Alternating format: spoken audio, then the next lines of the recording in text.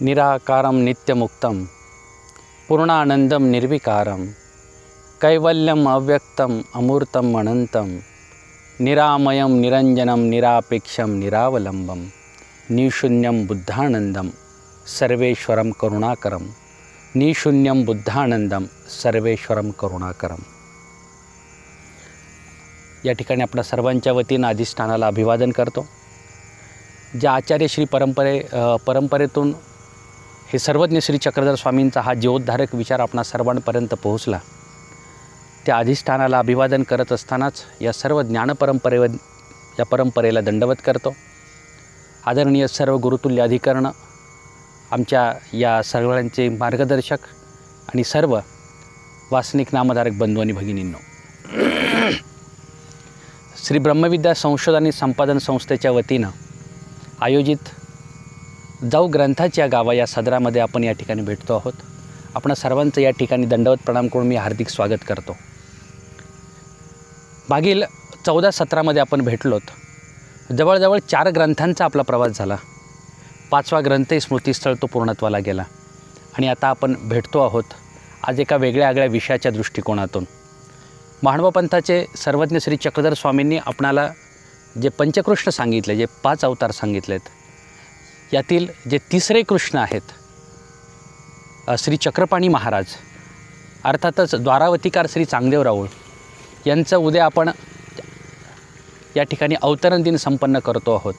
या दृष्टिकोनातून आमच्या सर्व सहकाऱ्यांनी हा विषय सर्वांच्या समोर ठेवला की श्री चक्रपाणी महाराजांचा अवतरण दिन येतो आहे आणि त्या निमित्तानं आपणा सर्वांचं चिंतन घडावं, लीळांचं स्मरण व्हावं, त्यांच्या कार्याचं चिंतनाच्या माध्यमातून एक प्रकारचं प्रेरणा मिळावी आणि या आत्मोद्धारक विचारातून इतरांपर्यंत तो विचार पोहोचावा।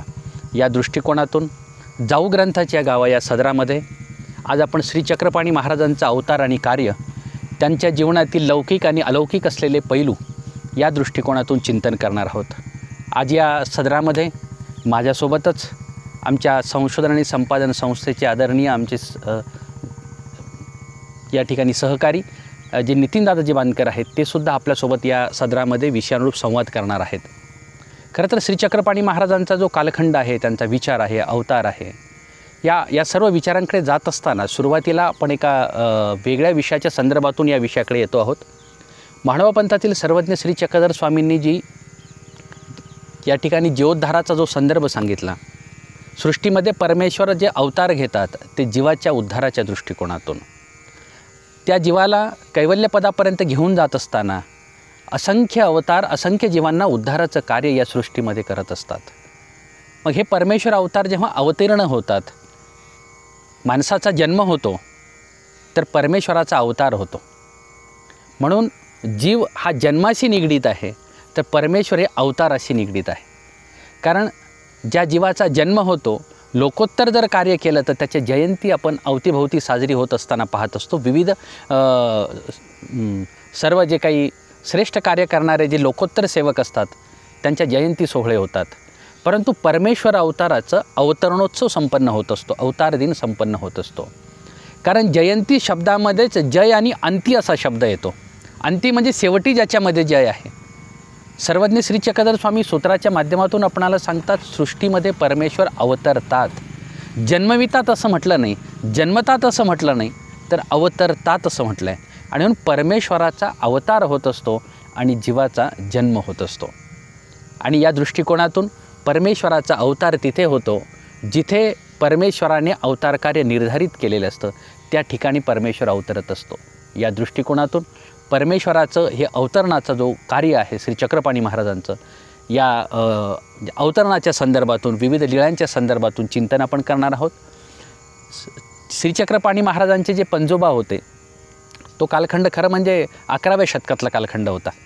11व्या शतकामध्ये फलटण येथून कार्तिक पर्वानिमित्ताने अनेक महाजन, अनेक ब्राह्मण हे द्वारावतीला गेलेले आणि तो परिसर पाहत असताना, तिथे ध्यानसाधना करत असताना, तिथे विविध धार्मिक विधी करत असताना, तिथे त्यांना जे राजनायक नावाचे ब्राह्मण भेटले, अतिशय विद्वान असणारे ब्राह्मण, वेदसंपन्न असणारे ब्राह्मण, ज्यांची वेधशाळा तिथे सुरू होती, अनेक लोक समोर बसलेले आणि त्यांच्या ज्ञानसंपन्न वाणीतून जे वेदांच्या रुच्या निर्माण होत होत्या, जे काही निरूपण होत होतं, ही सर्व फलटणकर जी महाजन मंडळी गेलेली ती प्रभावित झाली. प्रभावित झाल्यानंतर त्यांचं निरूपण संपलं वेधशाळेतील आणि ही सर्व ब्राह्मण मंडळी तिथे त्या राजनायकांना भेटायला गेले. त्यांना विनंती केली की आम्ही महाराष्ट्रातून म्हणजे पुरंदरच्या परिसरामध्ये फलटण नावाच्या नगरीतून आलो आहोत, जी फलस्त नगरी आहे. अतिशय प्राचीन असणारी, रम्य असणारी नगरी, धार्मिक असणारी तो परिसर आहे. आमची अशी विनंती आहे सर्वांची की आपण या फलस्त नगरीला तिथे येऊन स्थायिक व्हावं. त्या निमित्तातून त्या परिसरामध्ये धार्मिक विचार पोहोचेल, लोकांना वेदांच्या संदर्भातून ज्ञान प्राप्त होईल, आत्मोद्धाराचा मार्ग मिळेल, धार्मिक विधींना प्रारंभ होईल, या दृष्टिकोनातून विनंती केली. खरं तर सुरुवातीला ऐकायला ते राजनायक तयार नव्हते, परंतु त्यांनी फार गळ घातली. यांनी सांगितलं की जोपर्यंत तुम्ही होकार देत नाही तोपर्यंत आम्ही या ठिकाणाहून जाणार नाही, आम्ही आपणाला घेऊनच आपल्यासोबत जाणार आहोत, असं म्हटल्यानंतर यांच्या आग्रहाला यांना नकार देणं फार जड गेलं. आणि मग त्यावेळेला राजनायक आणि त्यांची जी धर्मपत्नी होती ती राजाईसा, या दोघांनी निर्धार केला की महाराष्ट्रामध्ये सातारा जिल्ह्यामध्ये जी फलस्त नगरी आहे अतिशय प्राचीन, त्या ठिकाणी येण्याचं कबूल केलं.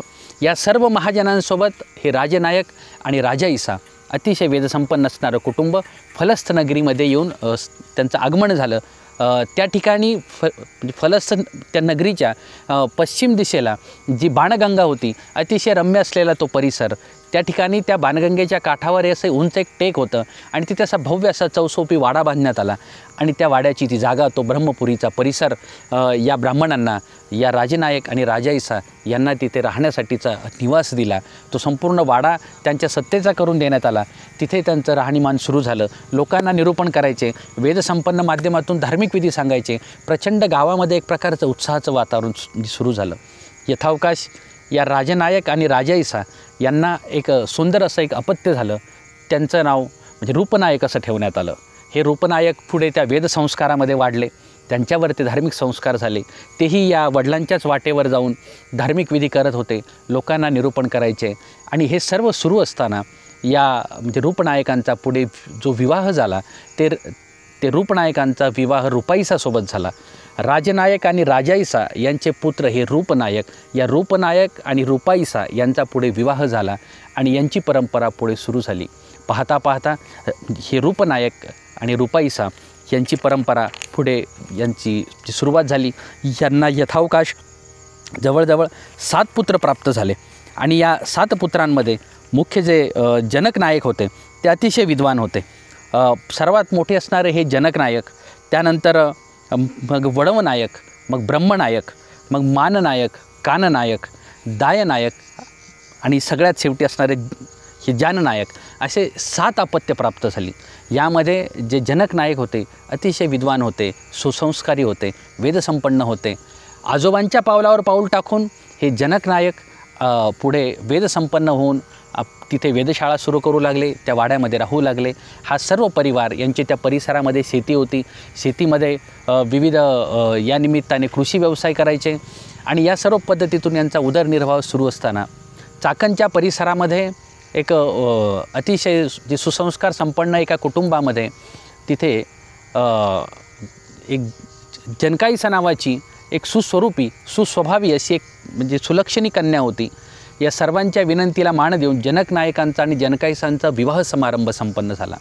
आणि या माध्यमातून ही सुलक्षणी असणारी जनकाईसा हिचं फलटणमध्ये आगमन झालं. पहिल्यांदा राजनायक आणि राजाईसा, त्यांचे पुत्र रूपनायक आणि रूपाईसा, त्यांचे पुत्र जनकनायक आणि जनकाईसा, अशी ही परंपरा पुढे सुरू झाली. आणि जनकाईसाचं त्या वाड्यामध्ये आगमन झालं. पाहता पाहता बरेच दिवस सुरू झाले आणि यांच्या पुढच्या प्रवासाला मग सुरुवात झाली.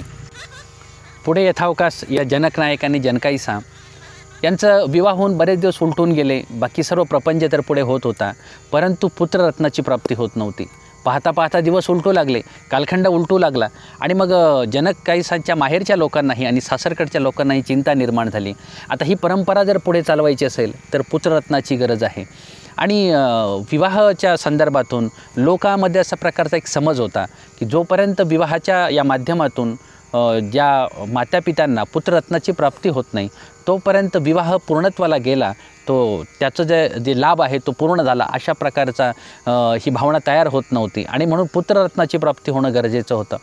मग सर्वांनी विनंती सुरुवात केली, आपापल्या देवतेला नवस करायला सुरुवात केली, परंतु तरी पुत्ररत्न प्राप्त होत नव्हता.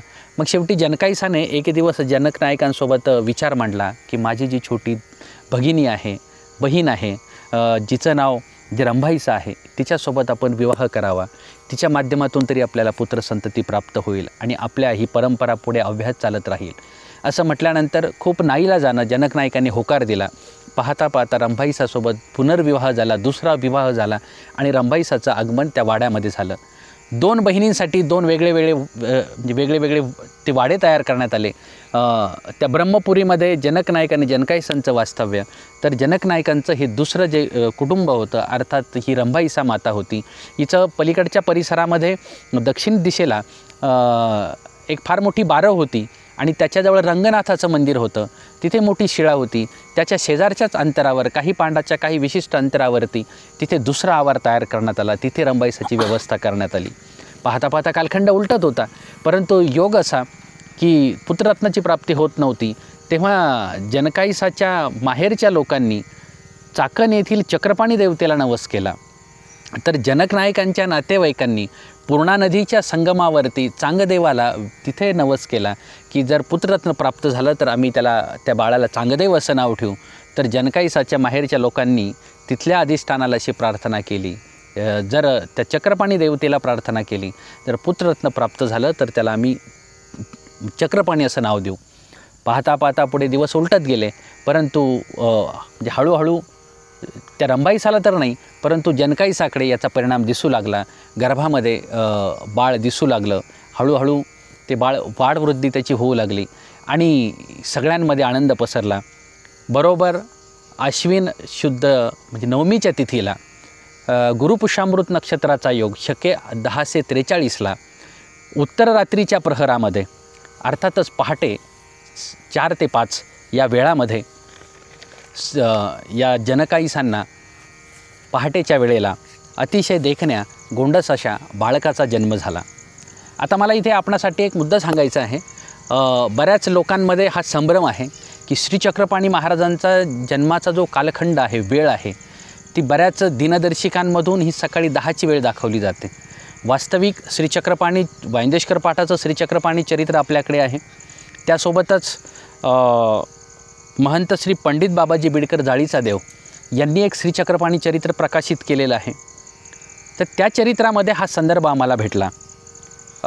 जे आदरणीय महंत श्री घुगे बाबा यांच्या माध्यमातून 2 चक्रपाणी चरित्राच्या महत्त्वाच्या पोथ्या महंत श्री पंडित बाबांना प्राप्त झाल्या आणि त्या माध्यमातून शके 2012 त्यांनी श्रीचक्रपाणी चरित्र प्रकाशित केलं. त्या पोथीमध्ये मात्र हा संदर्भ आपल्याला भेटतो. आश्विन शुद्ध म्हणजे नवमीला शके 10:43 उत्तर रात्रीच्या प्रहरामध्ये असा तिथे शब्द आपल्याला भेटतो. म्हणजे एक रात्रीचा आरंभाचा कालखंड, एक मध्यरात्रीचा कालखंड आणि एक उत्तर रात्रीचा कालखंड असतो. अर्थात पश्चात प्रहरी श्री चक्रपाणी महाराजांचा त्या ठिकाणी अवतार झाला, जन्म झालेला आहे. म्हणून आजपर्यंत अनेकांच्या मनात जो संभ्रम होता की श्री चक्रपाणी महाराजांचा अवतार हा पहाटे झाला की सकाळी 10 वाजता झाला, तर या संभ्रमाचा खुलासा मात्र या एका पोथीमध्ये आम्हाला भेटला. हा महत्त्वाचा संदर्भ मला आपल्यापर्यंत पोहोचवायचा होता. अतिशय देखण्या अशा गोंडस त्या बाळकाचा जन्म झाला. सगळ्यांना आनंदोत्सव साजरा झाला. त्या नगरामध्ये विविध गुढी तोरणं उभारली गेली आणि आनंदोत्सव साजरा होऊ लागला. यथावकाश माहेरकडच्या जनकाईसाच्या माहेरकडच्या लोकांनी बारशाच्या वेळेला त्या बाळकाचं नाव श्रीचक्रपाणी असं ठेवलं. तर जनक नायकांच्या या नातेवाईकांनी ज्यांनी पूर्णा नदीच्या संगमावर चांगदेवाला जाऊन नवस केला होता, त्यांनी मात्र या बाळकाचं नाव श्री चांगदेव असं ठेवलं. पाहता पाहता हे देखणं असणारं बालक मोठं होऊ लागलं, ते रांगू लागलं. परंतु सगळ्यांचा विचार असा झाला, याची जी दुसरी माता आहे रंभाईसा, तिला असं वाटू लागलं की या बालकाचं संगोपन वाढवृद्धी मला करता यावी. तिने ती भावना जेव्हा जनक नायकांना बोलून दाखवली, जनकाईसाने सुद्धा त्याला परवानगी दिली. मोठ्या उदार मनाने तिने ही गोष्ट कबूल केली आणि मग 6 महिने झाल्यानंतर श्री चक्रपाणी महाराजांचं या रंभाईसाच्या आवारामध्ये आगमन झालं. तिथे त्यांची वाढवृद्धी होऊ लागली. ह्या सर्व एकत्र असलेला कुटुंब, त्यांची मोठी असलेली शेती, पंजोबा वेदसंपन्न अतिशय विद्वान असणारे आजोबा, वडीलसुद्धा तितके धार्मिक आणि सत्शील प्रवृत्तीचे, स्वाभाविकच हा संपूर्ण संस्काराचा परिणाम या बालकावर अर्थातच श्रीचक्रपाणी या बालकावर होत होता. तिचे पाठीमागे असलेल्या रंगशिळा मंदिराच्या शेजारी असलेली बारव होती.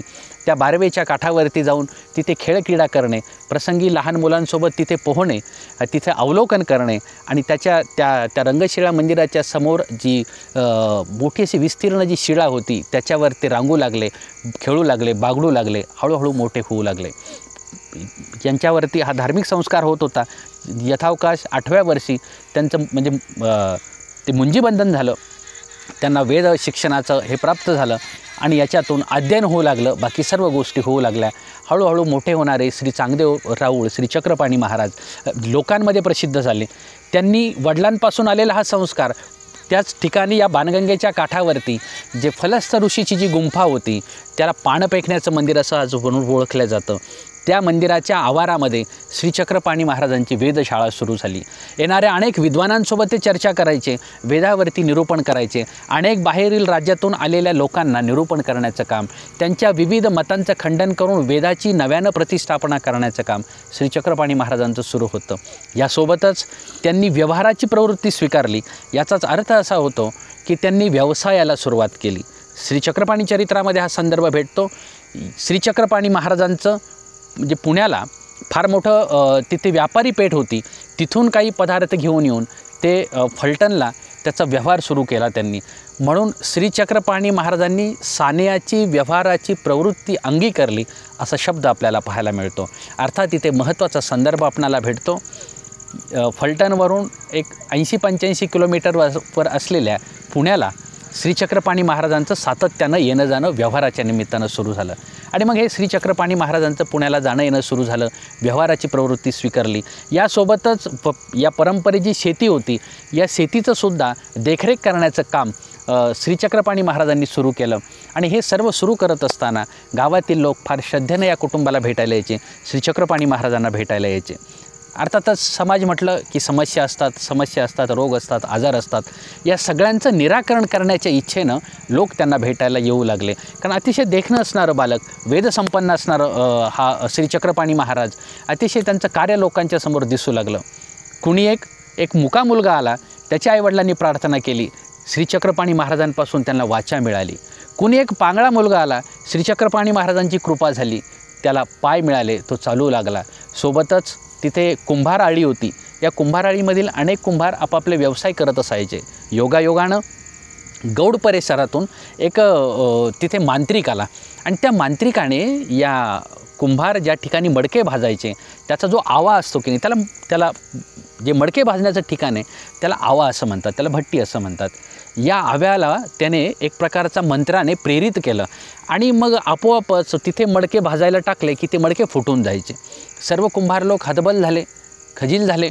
चिंता निर्माण झाली की जर अशा प्रकारचं जर आपलं कार्य जर नासू लागलं तर आपण करायचं काय, व्यवसाय कसा करायचा आणि उदरनिर्वाह कसा चालायचा.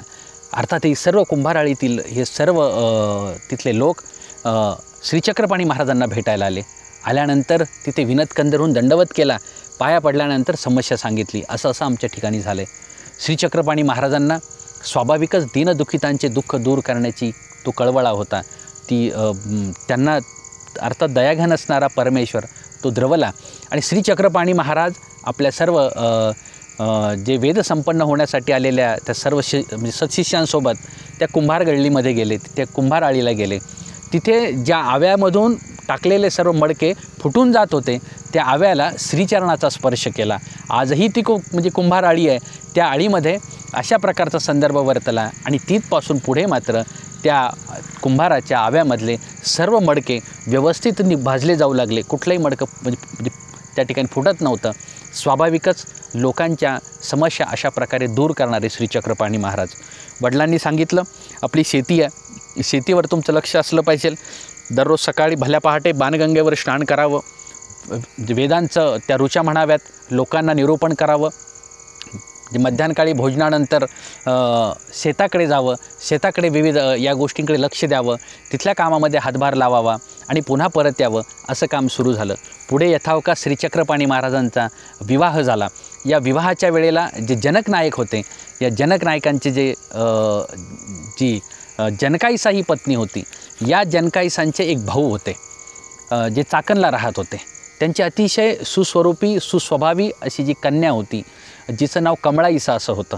सगळ्यांच्या आग्रहाने श्रीचक्रपाणी महाराजांचा विवाह, अर्थातच त्यांच्या मामाची जी मुलगी होती कमळाईसा, हिच्यासोबत विवाह झाला. अतिशय देखणी, सुसंस्कारी, सुसंपन्न असणारी ही कमळाईसा त्या आवारामध्ये आली आणि तिथून श्रीचक्रपाणी महाराजांच्या वैवाहिक जीवनाला सुरुवात झाली. श्रीचक्रपाणी महाराजांचा वैवाहिक जीवनाला प्रारंभ झाला. कमळाईसाचं आगमन त्या ठिकाणी झालं आणि या वैवाहिक जीवनाला ही वाटचाल सुरू असतानाच त्यांनी प्रपंचामध्ये लक्ष घालायला सुरुवात केली. त्यांची जी शेती होती, एक दिवस जनक नायकांनी सांगितलं आपल्या शेतामध्ये अपार धान्य पिकलेलं आहे, भाताचं ती रास निर्माण झाली, खळ्यावरून ते बैलगाडी जुंपून आपल्याकडे घेऊन येण्याचं काम करा. श्रीचक्रपाणी महाराज सेवकांसोबत तिथे पोहोचले आणि बैलगाडी जुंपल्या गेली आणि सकाळपासून धान्याची पोती भरून ते घरी आणायला सुरुवात केली. सकाळपासून काम सुरू होतं, पण धान्याची रास काही संपत नव्हती. बैलगाड्यांनी सगळं धान्य वाहून नेण्याचं काम सुरू होतं. शेवटी वडिलांना आश्चर्य वाटलं, एवढं धान्य पिकलं आणि अजून रास संपत कशी नाही, असं म्हटल्यानंतर त्यांना आपल्या मुलाच्यासुद्धा या कर्तृत्वावर किंवा मुलाचं जे विलक्षण जे चमत्कारित्व होतं याचं लक्षण त्यांच्या लक्षात आलं. मग श्रीचक्रपाणी महाराजांनी संपूर्ण नगरजनांना सांगितलं. अर्थात हे सगळे नगरजन तिथे पोहोचले. जे दीनदुबळे होते, सामान्य होती, सगळी माणसं तिथे पोहोचली आणि आपापल्या घरी तिथून धान्याच्या राशीवरून धान्य घेऊन जायचं काम करू लागली. खरं म्हणजे 11व्या शतकामध्ये हा श्रीचक्रपाणी महाराजांचा जो अवतार होता, सर्वसामान्यांच्या समस्या समजून घेऊन, जाणून घेऊन त्यांच्या लोकजीवनाशी एकनिष्ठ होण्याचं काम करत होते.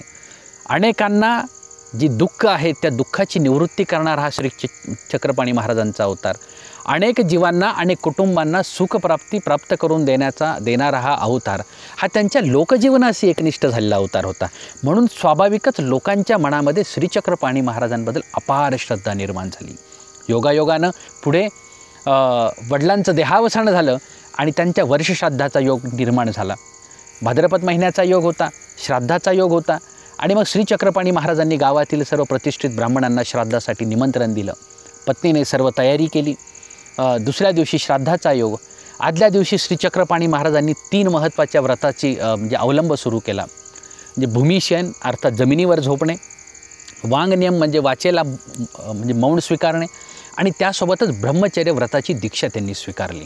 या 3 व्रताचं पालन करणारे श्रीचक्रपाणी महाराज श्राद्धाच्या दिवशी श्राद्धाचा योग संपन्न झाला. ब्राह्मण मंडळी जेवली. यथावकाश यांनी स्वतःही भोजन केलं आणि सायंकाळच्या वेळेला ओट्यावर त्यांनी आपली निद्रा स्वीकारली, झोपायला पोहोचले. त्या दिवशी त्यांची जी पत्नी होती कमळाईसा आणि हिने संसार सुखाच्या अपेक्षेनं श्रीचक्रपाणी महाराजांकडे आग्रह घेतला. अर्थात श्रीचक्रपाणी महाराज तिला समजून सांगत होते, श्राद्धाचा योग आहे, मी अशा प्रकारे दीक्षा घेतलेली आहे, 3 व्रताचं मी पालन करतो आहे आणि म्हणून आज हा योग संभवत नाही, असं म्हटल्यानंतर शेवटी पत्नीसुद्धा हट्टाला पेटली आणि ती श्रीचक्रपाणी महाराजांसोबत शास्त्रार्थ करू लागली. मला हा मुद्दा आपल्या लक्षात आणून द्यायचा आहे.